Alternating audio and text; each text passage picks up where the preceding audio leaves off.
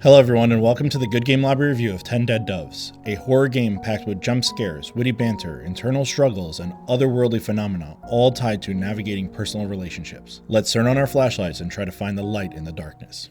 Let's begin with the story of 10 Dead Doves. You play as Marc, a backpacker who has convinced his longtime friend Sean to join him on a mission to discover the ant farm in the Appalachian Mountains. It's something Marc is dead set on proving, whether this mysterious place is an urban legend or an urban myth. Throughout the playthrough, you'll encounter many paths in the forest and abandoned parks that intertwine with messages from bird-like figures of his dreams, touching on his relationships and how he has navigated them over the years. Give me ant farm or give me death. I'm going to try my best to describe as much as possible without spoiling any of the game because the abstract and artful world that Duonix Studios has created is one for the ages that you should experience with a clear mind. The demo was a tight experience, giving you the movie quality intro, premise, horror aspect, and witty banter experience throughout, but in the full game you get it in broad strokes.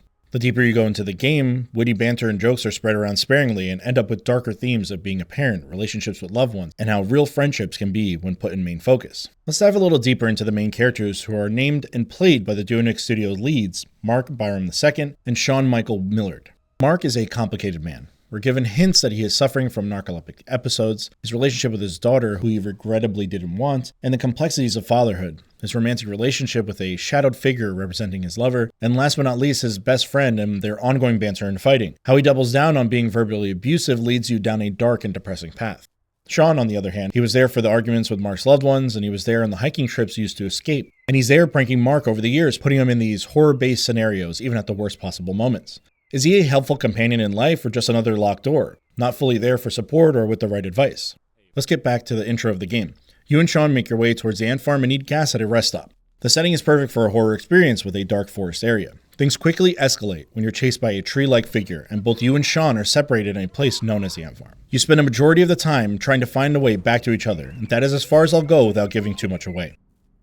Let's get into the gameplay, which is pretty straightforward. You explore forests, dark hallways, and areas, collecting new pieces of notes and information building on the ant farm and what it is exactly from those who came here before you.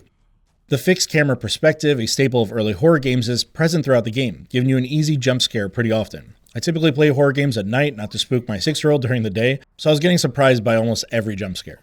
With long corridors or intertwining forest paths, you have to find items or solve certain puzzles to unlock new areas, either by collecting different pieces of wood you find to complete a broken wooden bridge, or a missing hand of a character in a theme park whose statues need to face a particular direction. That is the core gameplay loop. The extras are the videotapes or cassette tapes you find with recordings of the people who worked in this odd place or the theme park, describing their experiences and how they also went through its trials and tribulations to find themselves at the end.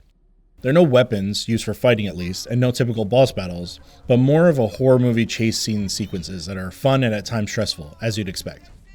I'm sensing a theme of low-polyed games released in 2024, especially with the ones I've had the pleasure to review, like Sorry We're Closed, Grun, and Mouthwashing. The visuals play a big role because they have a nostalgic feeling of older games and give the indie game studio the opportunity to play with bigger styles of grand gestures, and effects that won't weigh heavy on hardware.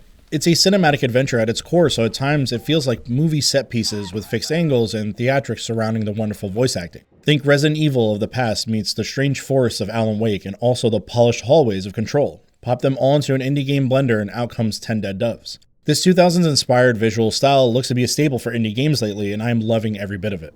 The sound design has a significant impact in 10 Dead Doves. Walking around the forest, cracking branches, whispers, and talking in the distance give you a haunting feeling each time you need to go around a new corner, not knowing what's on the other side. If you walk into something the wrong way, you get a sound indicating it, which is very helpful with the off-camera movements and a fixed camera view. The soundtrack is brilliant and lifts the game to movie-like style throughout. You're even greeted with a musical number in the late game I'm assuming is sung by Sean, much to my personal delight. This is all where Daniel Willard, the composer, shines. And I'm just assuming that this is Sean's real-life brother considering they share the last name.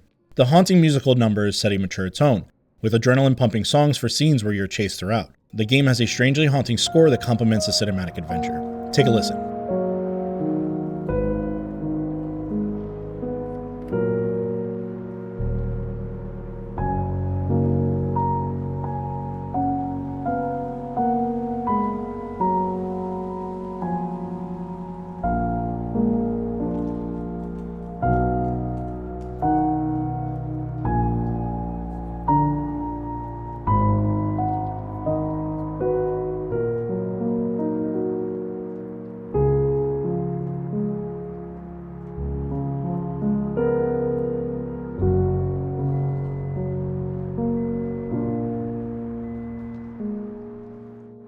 One common saying about having a child is that everything changes, and this rings true for Marc. His journey as an unprepared father, grappling with complex struggles amid haunting fever dreams and otherworldly monsters manipulating his life, unfolds as a sorrowful exposition. The demo, which I mentioned earlier, which teases playful banter and lighthearted gameplay between Sean and Marc, is not exactly a misdirection, but it certainly feels like one. The tone shifts dramatically as we delve into the characters' backstories and uncover how they ended up in the Appalachian world. Marc's journey through the depths of his own soul, culminating in multiple endings, reveals either his deepest regrets or a remorseful understanding of life itself.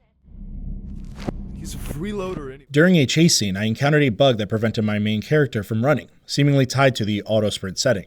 While disappointing, the Duonix studio team was incredibly responsive. Marc quickly addressed the issue on Steam community page and released an updated fix. Their dedication, especially during the busy holiday season, is a testament to their hard work. It took me roughly 8 hours to finish, and the game is priced at a more than reasonable $25 for a full adventure you get.